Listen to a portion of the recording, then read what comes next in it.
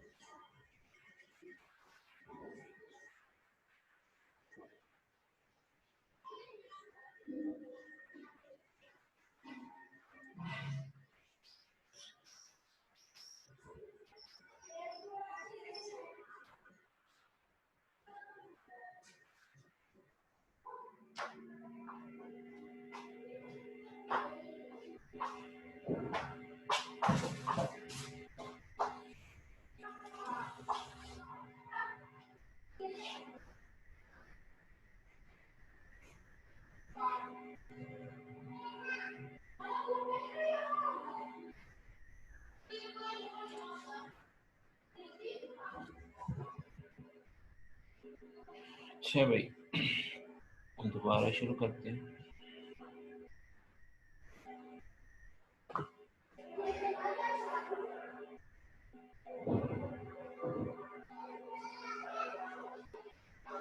Research methodology की बात हो गई थी। इसके बाद जो है डेमोग्राफिक्स जब आप बताते हैं,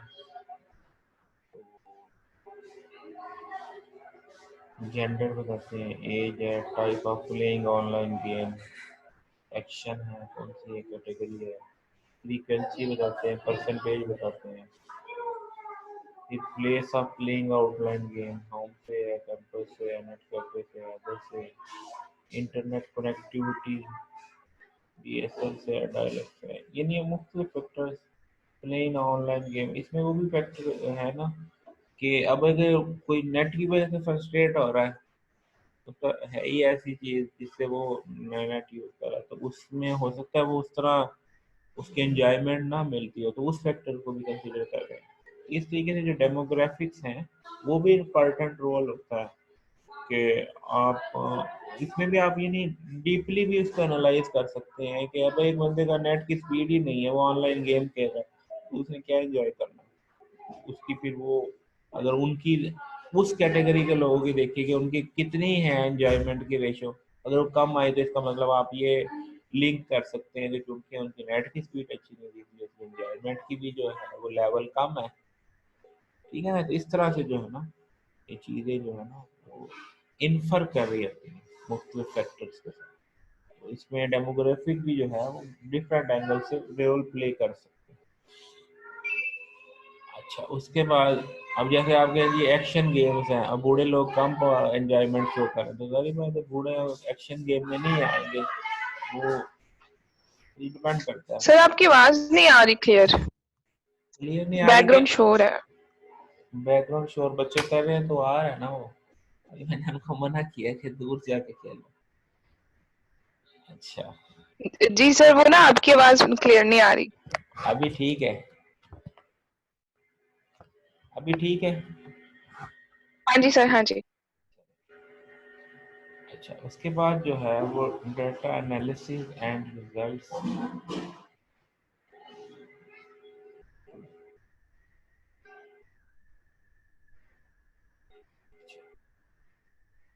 उसके बाद show construct variable correlation and path analysis. Data analysis में आप डिफरेंट वेरिएबल्स बनाते हैं, मुख्तलिफ फैक्टर्स बनाते हैं, फिर उन फैक्टर्स के दरमियान रिलेशनशिप बनाते हैं, फिर उनका कोरिलेशन, उनका पाथ एनालिसिस, इनको मेजर करते हैं। ये सारी स्टैटिस्टिकल टर्म्स हैं कि आप किस तरह फिर इन्फर करते हैं कि इस फैक्टर का रिजल्ट के ऊपर क्या इफेक्ट पड़ा। फ्लो, जैसे वो फ्लो वाली एग्जांपल ले, फ्लो के ऊपर क्या पड़ा, एंटरटेनमेंट के ऊपर क्या पड़ा इस फैक्टर का। तो इस तरह डिफरेंट फैक्टर्स के आप में इंटर रिलेशनशिप जो है वो आप यूज़ करते हैं। फिर मेजरमेंट, मॉडल असेसमेंट, उसकी जो आपने मॉडल अडॉप्ट किया है उसको असेस कर रहे होते हैं कि वो कितना इफेक्टिव रहा, उसकी रिलायबिलिटी। आप इंडिविजुअल आइटम्स देख रहे होते हैं, फिर इंटरनल कंसिस्टेंसी बिटवीन आइटम्स देख रहे होते हैं कि मतलब आपके फैक्टर्स कुछ कह रहे हैं, लोग कुछ कह रहे हैं, तो उनकी जो कंसिस्टेंसी है या नहीं है। फिर मॉडल कन्वर्जेंट है या डिस्क्रिमिनेंट वैलिडिटी है। ठीक है, कन्वर्जेंट मीन के सारे फैक्टर्स जिस तरह लिटरेचर है उसके मुताबिक भी चल रहे हैं या दरमियान में जो है वो डिस्टर्ब हो रहे हैं, ये चीज़ें। फिर structural model assessment, path coefficient, PLS, sport hypothesis, compare. ये यहाँ पे ना इसका भी आप लोगों के साथ ना कोशिश करते हैं कि एक सेशन ना आपका स्टैटिस्टिकल एनालिसिस के ऊपर भी होना चाहिए रिसर्च मेथोडोलॉजी में। कि अगर आपको कोई वर्कशॉप मिले ना, यूनिवर्सिटी के अंदर भी वर्कशॉप हो रही होती हैं, आप जो पोर्टल है वेबसाइट के ऊपर, तो हम लोगों का क्योंकि इतना एक्सपीरियंस नहीं होता स्टैटिस्टिकल एनालिसिस वगैरह की चीज़ों का, तो आप लोग इसके सर लिए जो स्टैटिस्टिक्स सर्विसेज यूज तो बहुत ज्यादा है सर। वो होता है ना वो उसीलिए उसके उसके लिए अब जैसे में ना एक तो ना हमारा मॉडल जो है ना, पाकिस्तानी मॉडल ये है कि हर चीज़ हमने खुद ही करनी है, वो कामयाब नहीं उतना होता। उसका मैंने खुद से एग्जामिन किया है। मेरा एक पेपर था जो कामयाबी सिर्फ स्टैटिस्टिकल एनालिसिस की वजह से हुआ, और वो Q3 के Q4 के अंदर शिफ्ट हो गया था। तो लेकिन उसमें अब उसमें स्टैटिस्टिकल मॉडल था, मुझे नहीं इतनी चीज़ें पता थी। मैंने क्या किया कि इंफॉर्मेशन सिस्टम का मेरा एक दोस्त था, वर्चुअल यूनिवर्सिटी में भी उसकी पीएचडी चल रही। मैंने अपना सारा डाटा उठाया, उसके पास चला गया, मैंने कहा यार इसका मुझे बताओ, उसको मॉडल शॉडल सारा कुछ बना। उसने मुझे बड़ा अच्छा उसका स्टैटिस्टिकल एनालिसिस करके उसने दिया। उसकी वजह से वो एक तो वो मेरा आरक्यू भी वीक था, यानी एज कंपेयर टू अदर्स उसके अंदर जो पहला आरक्यू था वो स्टैटिस्टिकल एनालिसिस की वजह से उस मेरे पहले आरक्यू में से 3 पेपर निकले। एक मेरा वो जो स्कोपस इंडेक्स जर्नल पेपर निकला है, उसकी साइटेशन 19 हो गई हैं, और वो छपा था तब 16 में छपा था। वो वेब ऑफ वो था वेब ऑफ साइंस में आता है, उसका इम्पैक्ट फैक्टर में एक पेपर वो छपा उसका। एक उसका Q4 में छपा अरेबियन जर्नल में, 2 हो गया।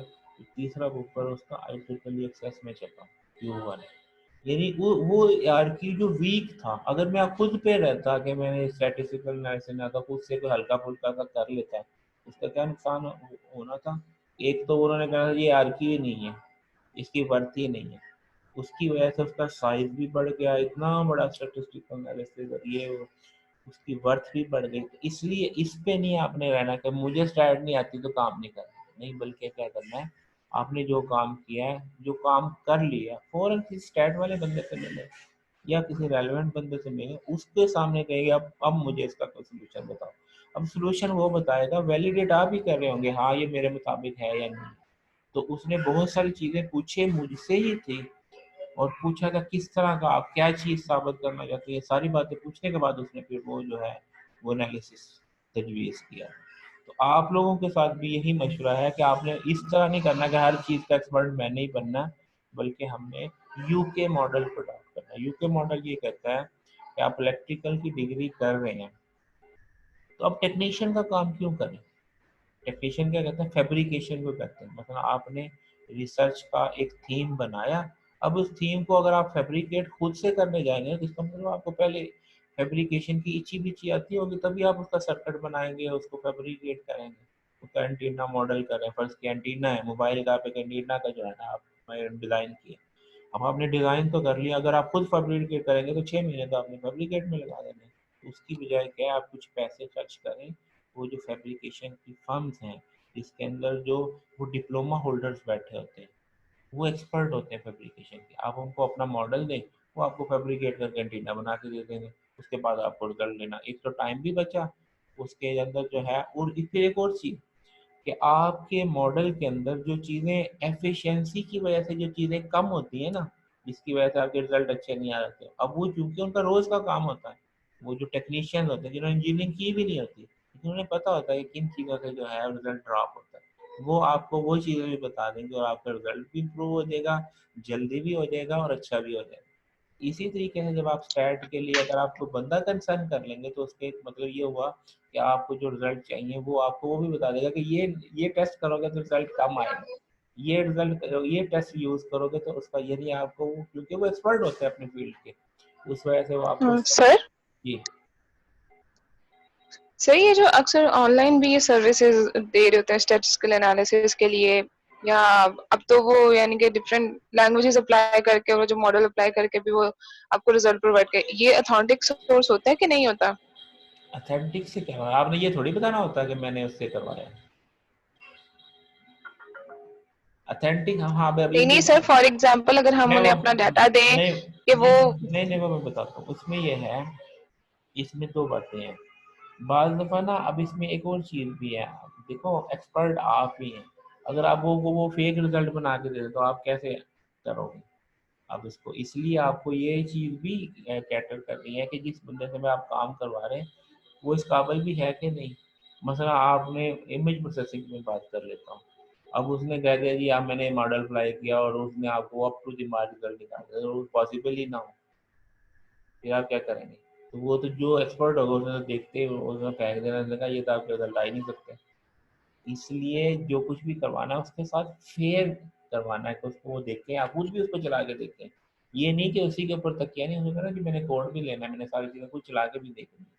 जिससे भी काम करवाएं उसकी जो रिलायबिलिटी का फैक्टर को सामने रख के करें कि भाई वो इस काबिल भी था कि नहीं जिसको आपने पकड़ा दिया। फिर दूसरा बात ये, अब ये लोग पता क्या करते हैं, कुछ लोग चीटिंग भी करते हैं कि आपकी रिसर्च है उसने रख लिया, उसके अंदर मॉडिफिकेशन करके औरों को भी भेज देते हैं। ये सारे फैक्टर्स भी होते हैं, तो इसलिए हर एंगल से देख के जो है चलना होता है। आमतौर पे जो होते हैं ना, हाँ हम लोग क्या करते हैं या जो सुपरवाइजर लोग क्या करते हैं, अपने बीएस वाले बच्चों के प्रोजेक्ट्स जो है ना उनको उस चीज़ में एक्सपर्ट करते हैं। फिर उनमें कुछ नीडी बच्चे भी होते हैं तो उनके जिम्मे लगा देते हैं कि वो चूँकि वो टूल के एक्सपर्ट हो चुके होते हैं तो उनसे काम करवाते हैं, उनसे पेमेंट करवाते हैं। उससे ये है कि वो सेफ भी होता है क्योंकि उनको उस तरह की ट्रस्ट नहीं होती, तो वो सेफ साइड में हो जाता है। तो वो जो फैब्रिकेशन वाला काम है वो तो चूँकि वो अलग है उसमें और इसी यही तो एक चीज़ है जो कॉन्फ्रेंस का फ़ायदा यहाँ पे नज़र आता है। वो कैसे कि अगर आपका थीम जो है जो आपका आइडिया है वो पब्लिश हो गया तो अब लाख कुछ कोई कर ले तो कुछ भी फ़र्क नहीं पड़ता। समझ आई ना? जब आप आइडिया आपके नाम पे पेटेंट हो गया, आपके नाम पे लग गया कि ये आपका आइडिया है, तो अब आप उसको एक्सपेरिमेंट करवाने के लिए किसी को देंगे भी तो और ज़्यादा रिलायबिलिटी ये है कि आपका ही काम, यानी कोई उसको चोरी सही नहीं सर। कर सकेगा। तो ये भी सिक्योरिटी ही है, सर कॉन्फ्रेंस में पेपर छापना भी सिक्योरिटी ही है।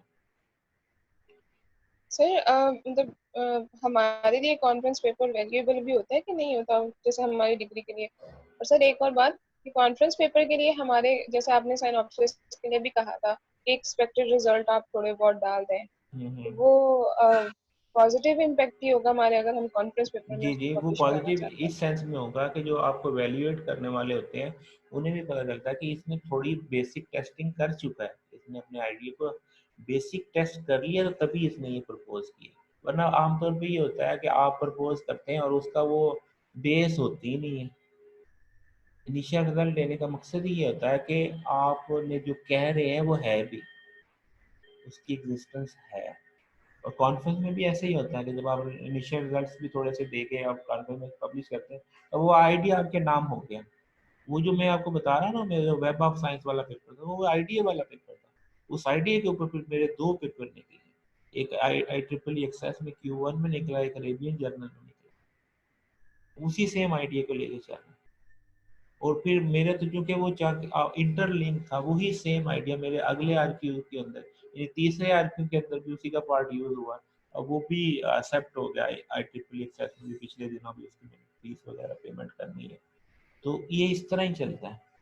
तो एक ही आईडिया के, अब आप अंदाजा नहीं कर सकते, आप सोच सकते हो कि एक पीएचडी का मेरे काम में, पता मेरे कितने पेपर छपे हैं? ये सारे के सारे पेपर मेरे पीएचडी के काम से। उसमें मेरा जो है Q1 पेपर मेरा लिटरेचर रिव्यू का छपा, इंफॉर्मेशन सॉफ्टवेयर टेक्नोलॉजी, ठीक है, वो लिटरेचर रिव्यू से छपा। फिर दूसरा पेपर वो जो मैंने बताया वेब ऑफ साइंस का छपा, फिर अरेबियन जर्नल का छपा पहले आरक्यू का, फिर पहले ही आरक्यू का मेरा ट्रिपल एक्सेस में छपा, फिर दूसरे आरक्यू का मेरा न्यूरल कंप्यूटिंग में छपा, दूसरे ही आरक्यू का मेरा एक एजेक्सा के अंदर छपा, ठीक है। फिर तीसरा आरक्यू आ गया, तीसरे आरक्यू का एक मेरा पेपर जो है वो स्कोपस जर्नल में छपा, उसी का दूसरा पेपर जो मेरा आई ट्रिपल एक्सेस में भी छपा, ऐसा हो गया, ठीक है। अब ये देखें कितने पेपर हो। सर इसके अलावा एक नॉन इंडेक्स छपा, एक पहले वाले पहले नहीं बल्कि रिव्यू का पेपर एक कॉन्फ्रेंस में छपा, ये इसके अलावा है एडिशनल। जी आप पूछें क्या पूछ जी सर, जो हम साइनॉप्सिस लिखते हैं विद एक्सपेक्टेड रिजल्ट्स, जो हम थोड़ा बहुत सिमुलेशन या मॉडल अप्लाई करके हम देते हैं, मैक्सिमम या मिनिमम हमें कितना टाइम रिक्वायर्ड होता है? फॉर एग्जांपल हमने पढ़ लिया, हमने कोर पेपर भी निकाल लिया, हमने थोड़ा बहुत साइनॉप्सिस लिख भी लिया, लेकिन हमने अभी तक उसका कुछ भी एक्सपेरिमेंट नहीं किया, तो उसके लिए कितना टाइम रिक्वायर्ड होता है? नहीं, ये डिपेंड करता है। देखो मेरी बात सुनो, अब असल में पता क्या है, हम लोग इसी टेंशन में रहते हैं, पढ़ने पढ़ने से भी सारी बात नहीं चलती, थोड़ा बहुत साथ साथ टेस्ट भी करना होता है। कि मसलन ये जो बाज़ दफ़ा आप रिप्रोड्यूस कर रहे होते हैं ना किसी के काम को, तो उससे भी आपको आइडियाज़ जनरेट हो जाते हैं और उसका आपका कॉन्फिडेंस बिल्ड होता है। एक दफ़ा उस समंदर के अंदर भी छलांग लगाओ एक्सपेरिमेंट वाली, और फिर स्टार्टिंग जो है वो रिप्रोडक्शन से है, और किसी के काम को रिप्रोड्यूस करें। इससे भी एक बेस्ट और अप्रोच ये है कि आप फोरम्स के अंदर जाएं, आप उसको गूगल करें उस टॉपिक को, सर किसके अंदर? फोरम्स के अंदर, ये जो रिसर्च फोरम्स होते हैं, हम्म। या फिर इसी तरीके से आपका ये जो आप हमारे पास है ना, ये कोड रिपोजिटरीज हैं जैसे गिट हब वगैरह है, उसके ऊपर लोगों के गिटहब। कोड पड़े, हाँ लोगों के कोड उसके ऊपर पड़े होते हैं। सर अगर कोई पेपर हमने ऐसा सेलेक्ट किया, कोर पेपर है, हाँ तो काफी पेपर्स होते हैं उसमें उन्होंने वो सप्लीमेंट्री फाइल्स के अंदर उसका लिंक दिया होता है, कोड फाइल्स का और डेटा जी सेट्स का भी। जी जी। तो कुछ पेपर्स होते हैं उनमें अगर नहीं दिया होता, और उसको अगर कोर पेपर चूज करके आपने उसी के ऊपर अपना कुछ लिखा हो, तो उसको कैसे फिर हम एक्सपेरिमेंट करें? इसमें वो तो दो फिर सारा खुद तरीके ही पढ़ के और स्टार्ट से। इसमें दो तरीके होते हैं। एक तो अगर आपने उसके रिजल्ट को चैलेंज करना है तो उसको रिप्रोड्यूस करें, जो उसने बताया उसके साथ उसके रिजल्ट्स लें, उससे आपको अगर उससे उसी उस में कुछ एनहांस्ड करना है। जी अगर उसी में इन्हांस करना है तो उसको रिप्रोड्यूस करेंगे, तो इसका मतलब वो चीज़ अगर पहले आप कर लेंगे तो आपको नजर आएगा कि इसमें क्या इन्हांस कर सकते हैं। रिप्रोड्यूस से ये फ़ायदा हो जाएगा अगर आप उसको इन्हांस कर रहे हैं, इस एक आपका कॉन्फिडेंस बिल्ड होगा। फिर दूसरा बात ये होती है कि उसमें बाद दफ़ा उसके रिजल्ट जो है ना, उसने कुछ टेम्परिंग भी की होती है, वो भी सामने आ जाती है। अच्छा। तो फिर उस टेम्परिंग को जो है ना, फिर आपके पास क्वेश्चन मिल जाता है कि आप अपने रिजल्ट को किसी और के ऊपर आप कहते हैं कि जी मैंने उसने इस डाटा सेट पे किया था, मैंने इस नए डाटा सेट पे उसके वाली अप्लाई भी की और अपने वाले भी अप्लाई की और मेरे वाले जो है अच्छी। इस तरीके से भी जो है ना आप, यानी किसी एंगल से आपने इम्प्रूवमेंट शो करनी होती है, तो वो इस तरीके से भी हो जाती है। सर एक और सवाल है, पर वो मतलब जनरल सवाल है वैसे ही, कि हम जो ये एक्सपेरिमेंट्स करते हैं या रिजल्ट्स निकालने के करते हैं, जैसे along with these three subjects, तो फिर कितना टाइम रिक्वायर्ड होगा? कौन से क्योंकि तीन अब हमें वो कौन से से तीन ये जो सब्जेक्ट हम के? पढ़ रहे हैं। ये मेरी बात सुनो, ये जो पढ़ रहे होते हैं ना, हमने कभी भी इन पढ़ने वाले सब्जेक्ट्स को वेटेज नहीं दी थी, उतनी देते थे जितनी की जरूरत है। हमारे ज़्यादा कोशिश यही होती थी कि हम जो हमारे माइलस्टोन है ना उनको टाइम पे अचीव कर लें। असल आपके माइलस्टोन तो रिसर्च के हैं, ठीक है।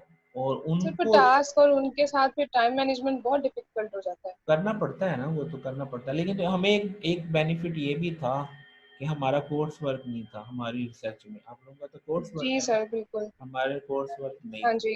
हम डायरेक्ट रिसर्च में छलांग लगाई थी। 25 दिन के बाद हमारे सुपरवाइजर ने कहा था पेपर लिखो। पहला कॉन्फ्रेंस पेपर मैंने 25 दिन, यानी ज्वाइन करने के 25 दिन के बाद लिखना शुरू किया था। और उसने 4 पेज का पेपर, चाहे उसने सारा कुछ खुद करेक्ट किया है, यानी मेरी तो उस वक्त वो लिखने का स्टाइल ये वो सारी चीज़ें अभी, बल्कि मैं आपको शेयर दिखा देता हूँ आपको कि जब मैंने पहला पेपर अपने सुपरवाइजर को दिया था तो उसने उसका क्या हशर नशर करके मुझे कहा था, और फिर कहा था ये चीज़ें नोट कर लो, आइंदा नहीं मैंने आपको बतानी, अभी देख लो बस। मैं आपको भी दिखाता हूँ। और मैं फिर वो उसी का फिर फायदा था कि मैं अपने स्टूडेंट के साथ फिर वो सिनॉप्सिस के अंदर इवन एमएस के स्टूडेंट जो है उनके साथ मैंने वही हशर उनके साथ किया था। उनको जब मैंने जो दिए थे तो मैं आपको दिखाता हूँ।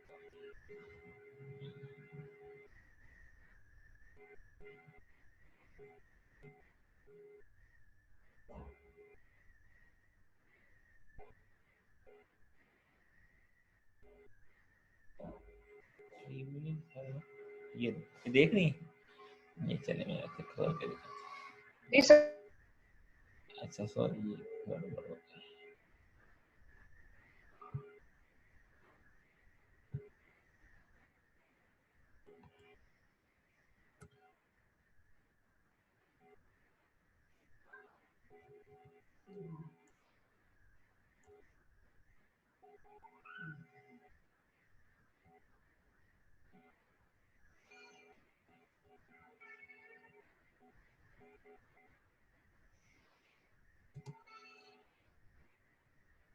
अच्छा भाई, यहाँ पे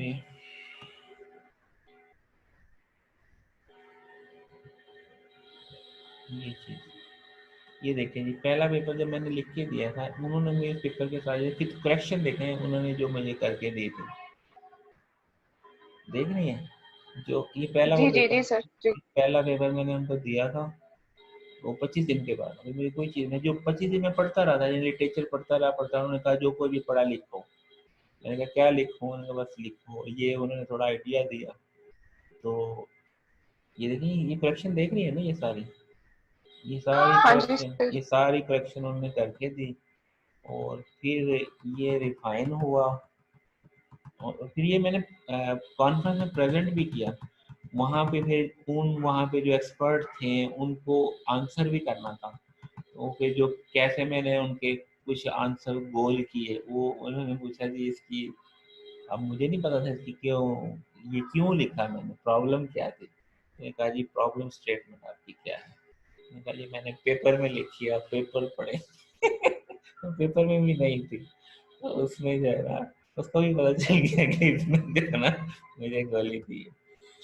तो बीइंग टीचर मुझे ये हमें पता तो होता है ना भाई कैसे चीज़ें गोल करनी है, लेकिन ये सब 25 का मुझे क्या पता कि हम अब ऐसे ही होता। पहला जब मेरा पेपर चला ना तो मुझे सुपरवाइजर कहने लगा कि इसकी मुझे बताओ प्रॉब्लम क्या थी। मैं कहा जी मुझे तो नहीं पता, मुझे तो मैंने सोल्यूशन प्रेजेंट किया है, मुझे प्रॉब्लम है कि ये क्या बात है, प्रॉब्लम है नहीं, सोल्यूशन तूने खुद ने कहा जी मेरे जहन में क्लिक किया इस चीज़ को ऐसे भी किया जा सकता है। तो मैंने आपको कहा जी मुझे इसका एक और सोल्यूशन करके दिखाओ।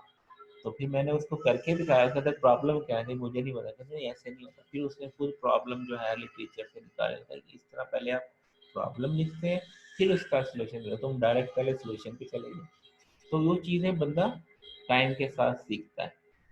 तो अच्छा, अब ये जब ये पेपर छपा तो ये पेपर फिर इस फॉर्म में जो है ना ये कॉन्फ्रेंस के अंदर था। जब ये फाइनल हो गया तो ऐसे हो गया, ठीक है। तो यही चीज़, अच्छा वो जो पेपर मैं बता रहा हूँ ना, जिस पेपर का मुझे प्रॉब्लम नहीं पता था वो भी मैं आपको बताता हूँ। ये तो हाँ ये वाला, ये था फ्रेमवर्क। अब इसमें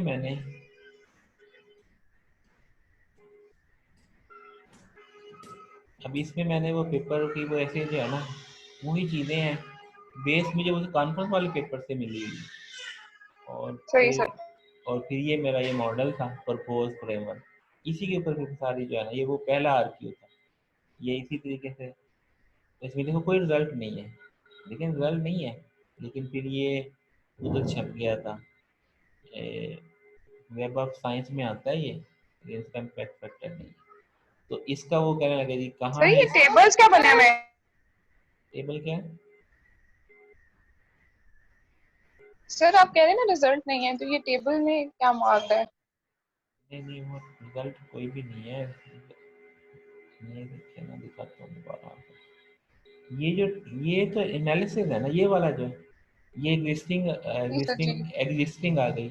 एग्जिस्टिंग लोगों ने क्या काम किया, जब उसने कहा ना प्रॉब्लम निकालना, फिर वो सारी बातें बताई, नहीं आपने ऐसे निकालना है कि इसमें क्या था क्या नहीं था।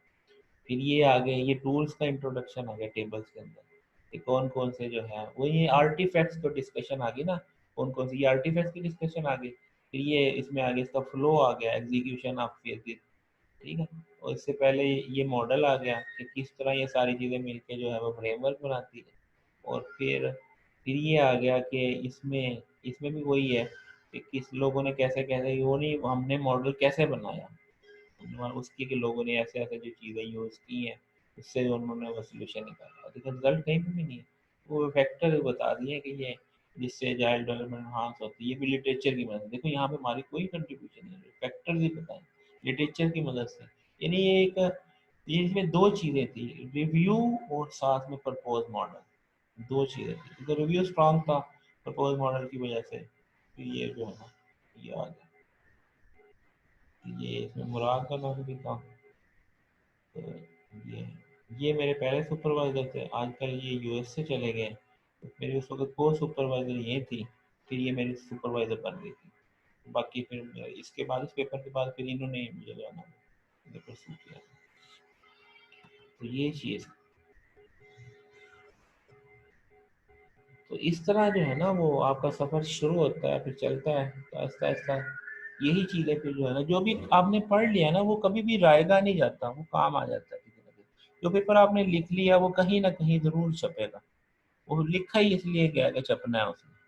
इस चीज़ को तो भूल जाएंगे, वो नहीं छपेगा। ठीक है जी। इसके बाद ये आ गया स्ट्रक्चर मॉडल की, मैंने बात बताई कि इसमें जो टर्म स्टैटिस्टिक्स सर भी आता है। डेटा एनालिसिस की आपने बात की थी कि स्टैटिस्टिकल एनालिसिस हम करवाते हैं, ये मखसूस एनालिसिस होता है कि जनरली चलता है सब पे? नहीं, मखसूस से नहीं होता, हर हर डाटा के ऊपर बेस करता है। मतलब आपने कोई काम किया, अब आपका वो डाटा बन गया, अब उस डाटा को एक्सप्लेन करने के लिए, उसके रिलेशनशिप्स निकालने के लिए, ये सारी चीज़ें, जिससे आप अपना जो आपने हाइपोथेसिस जो सपोज किया ना मैंने ये साबित करना है, अब खाली डाटा या सर्वे करने से तो नहीं साबित होता ना। तो जी अगर वो जी। सादा करेंगे तो उसको तो कोई भी नहीं मानेगा। तो उसका वो डेप्थ और में चेन आपस में वेरिएबल्स का रिलेशनशिप, कि इससे ये बात साबित होती है, इससे ये बात साबित, ये होते हैं स्टैटिस्टिकल मॉडल्स को यूज कर। यानी कि वो डाटा को देखते हुए डिसाइड हाँ करेंगे हाँ कौन जी, सा वो टेस्ट डाटा, लगाना है। जी आप उनको बताओगे कि मुझे ना, मैंने ये बातें साबित करनी है, ये मेरे हाइपोथेसिस से, मुझे बताओ इसमें मैं कौन कौन सा टेस्ट लगाऊं। तो दूसरा ये है कि फिर आप स्टैट पढ़े रज के, और फिर उसको आप एक्सपर्ट हो जाएं। दोनों है, मैं तो बता रहा हूँ कि यानी एक यूके मॉडल भी है, एक हमारा पाकिस्तानी स्टाइल का मॉडल भी है, कि हर चीज़ में खुद ही एक्सपर्ट हो। तो सर कभी कभी ऐसा होता है कि कोई आइडिया तो जेहन में है सर, लेकिन उसका सर हमें मेथोडोलॉजी समझ नहीं आ रही, या उससे पहले उस पर काम इतना नहीं हुआ कि बंदे को वहां से गाइडेंस मिल सके ना। नहीं देखो, यानी कि पहली उसके सर बात, उसको इम्प्लीमेंटेशन, उसकी मेथोडोलॉजी, उसके रिजल्ट निकालना, उसका सर कोई गाइड ही मौजूद नहीं है ना उस पेपर का। तो उसका हम क्या करें सर? एक नहीं आइडिया फॉर एग्जांपल है, मसलन, तो उसको सर हम शुरू कहाँ से करें मतलब?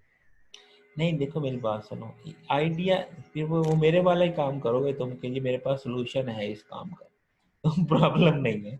तो उसको उस एंगल का भी देखो ना, आपने लिटरेचर रिव्यू में, अच्छा उस वक्त तो मेरा मसला ये भी था कि उसमें तो मैंने रिसर्च मेथोडोलॉजी नहीं पढ़ी थी, वो अगले सेमेस्टर में लॉन्च करवाई थी, मैं लेट हो गया था। तो उस वक्त तो मेरा ये प्रॉब्लम था कि मुझे नहीं उन चीज़ों का पता था, बाद में तो, लेकिन आप लोगों ने तो ये सारी चीज़ें पढ़ ली हैं।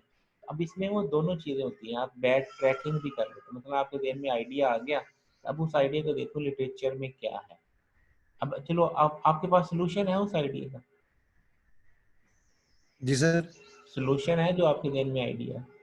मतलब सर एक है एक आइडिया फॉर एग्जांपल सर, अब फॉर एग्जांपल सर हम कुकीज की बात करते हैं सर, आपसे मैंने एक दफा क्लास में भी बात की थी।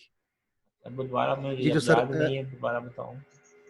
सर ये जो वेब कुकीज होती है सर, वेब ठीक कुकीज, ठीक हो गया शेयर्ड कुकीज और वेब कुकीज जो है सर, जी। अब इनके सर प्रॉज एंड कॉन्स भी हैं, इनकी मेमोरी कास्ट भी है, इनकी जो है ना वो प्राइवेसी के इश्यूज भी हैं, तो इस तरह की चीजें। लेकिन इसके ऊपर सर कोई इतना बड़ा पेपर मुझे नहीं मिला कि जिसको मैं एज ए गाइड समझ के फिर उसको फॉलो करूं और उसके कोई रिजल्ट निकालूं, आप नहीं, या आप किसी इसमें सर्वर अब का आप डाटा मैं कहाँ से नहीं, पकड़ूं सर? आप इसमें नहीं, यही तो बात है।